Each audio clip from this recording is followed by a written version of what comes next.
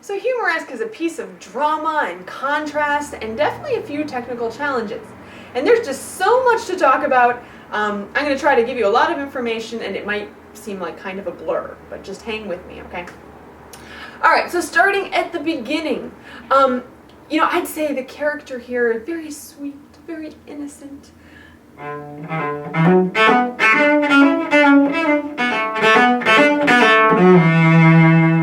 Okay, so put on your angelic face and this bow stroke. There's actually not that much to it. Basically what I'm doing is I'm grabbing the string and releasing, grabbing, releasing. Okay, so I'm not keeping my weight solidly in the string. I'm letting my weight go. And by releasing, I don't actually mean coming off the string, okay? I just mean not having any pressure on it. So once you get really good at this on open D, you can add in a little bit of the other hand.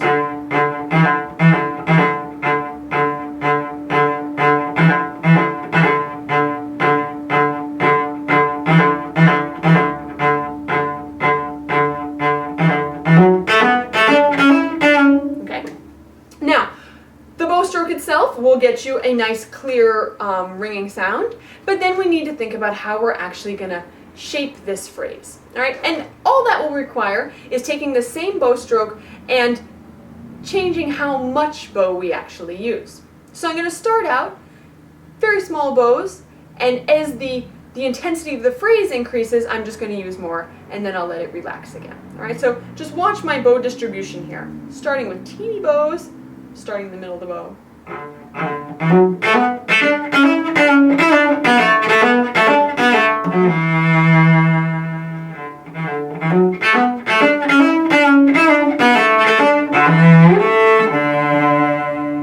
Okay, so same bow stroke, just getting a little bigger and then maybe a little smaller.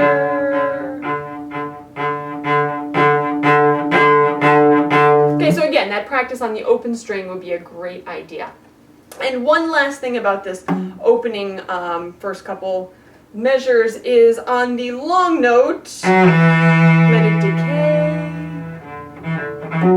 So you can start again from nothing. All right, so I've got a big sound at the beginning, let it decay.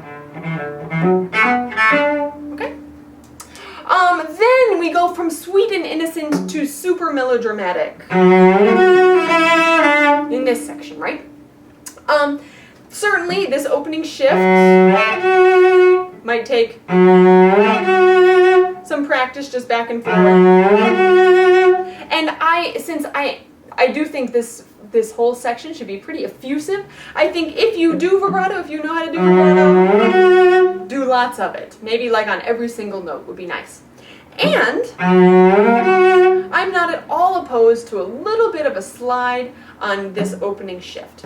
So you have two choices. Either you can slide up on the D string and pop your finger over to the A string at the last minute, or you can do the opposite. Put your finger right down on the A string and slide up over there. So either or. All right, slightly different sound, and it's just a matter of personal taste what you choose.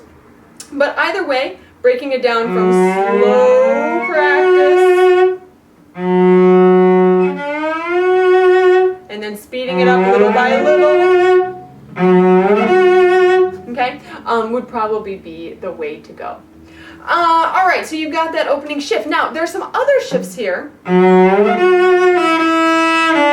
that it would really help if we knew exactly where we were going. And this is true of all the shifts in this piece, or at least the ones that aren't that big. I might think here my fourth finger is replacing my first finger. Okay, so here I am. Next shift, I'm going to do first replace 4 and then extend up from there. And another 4 replace 1. Okay, so breaking it down in your mind like this can really help you just plain know where you're going, and that tends to help intonation. All right, so there are a lot of shifts in this piece that taking a second to figure out what replaces what, or just what exactly the position is. This one up here is your extended third, all right? that can be really helpful for intonation reasons. Okay, then we go back to Sweet and Innocent.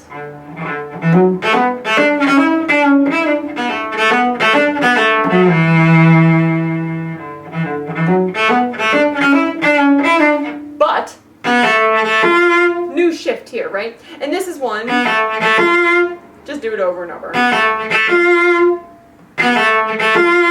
Now, since this shift, there is no finger replaces any finger. We're going a little too far for that. What you really need to do is just develop your muscle memory for it. So I would perhaps close my eyes and just concentrate on how does my arm feel? How far does it have to go to get there? I might also just keep in mind that I'm going almost to fourth position, where my thumb would be right here, so it's mighty, mighty close to right there. Okay, feeling those landmarks and getting it so your body really knows how it feels to do that shift is the goal of this kind of repetitious practice.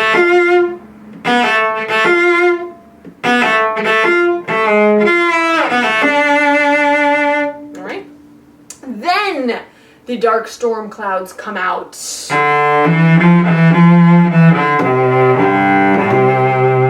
if throughout this piece you've been thinking about these different sections as being different characters or different voices. We started out with, I don't know, the sweet innocent child, skipping down the lane, or I don't know, come up with your own story. And then we went to, I don't know who this is who's kind of wailing at us. Maybe the mother is worried about something. And then here, I don't know, I think that's the bad guy. That's got to be the bad guy. So go for a really nice, intense tone. And again, some vibrato can kind of darken your sound a little bit here. Some shifts to think about there. But then we get into the really big shifty spot. And by that I'm talking about this section.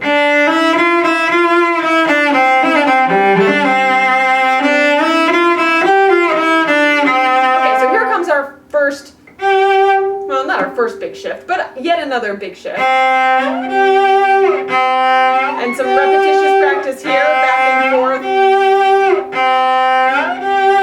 But for this one, you want to note that as you get higher and higher up on the cello, to get your best sound, your bow is actually going to have to start pushing a little closer to the bridge. So,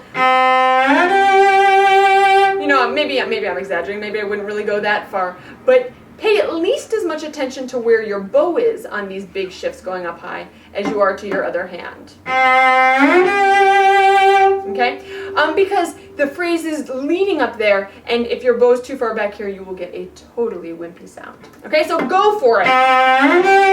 Go for the glory on that. And then when you're ready, add these three guys. Okay, and you'll notice you've got a whole step and a whole step. Not tremendously comfortable, but you don't have to stay there long.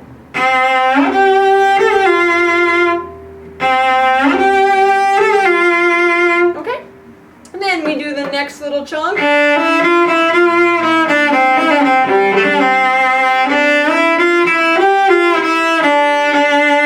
here we are at everybody's favorite shift. We're going all the way up to the C there, C natural.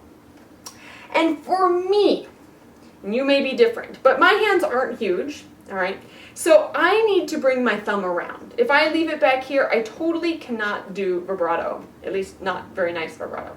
So I'm going to bring my thumb around. And the time for me to do that, I'd say is, here's where I am, right when I leave. So here I'm playing this note, my thumb coming around, my thumb comes around, okay? And it's not really pressing down, it's just gently laying over two strings, right? Some people may be able to leave it back here if you have really big hands, but if you find that your vibrato isn't working very well up there, bring it around, okay? So again, this shift, you could shift on the old finger and plop the new one down when you get there, or the opposite. Put your new finger down and shift on that. So old finger shift versus new finger shift, matter of personal taste. I tend to do the new finger, at least in this spot. Ooh, my poor bow. Okay, so go for that note. If you're gonna miss it boldly and, you know, with a great sound. Again, bow's gonna have to go closer to the bridge. See, I missed it, but I had a nice sound. All right. And then you're back into, okay, so you've got to be a little schizophrenic in this piece, you know, going from you're so sweet and innocent to you're dark and scary or whatever, all right. And last but not least, we finish off with melodrama. So practice your shifts a lot, all right? And for those smaller shifts, think about what finger replaces what finger and what position you're in, where exactly you're going. And then get your characters really dramatic. Go all out, because that's what audiences love about this piece. And that's all I've got to say.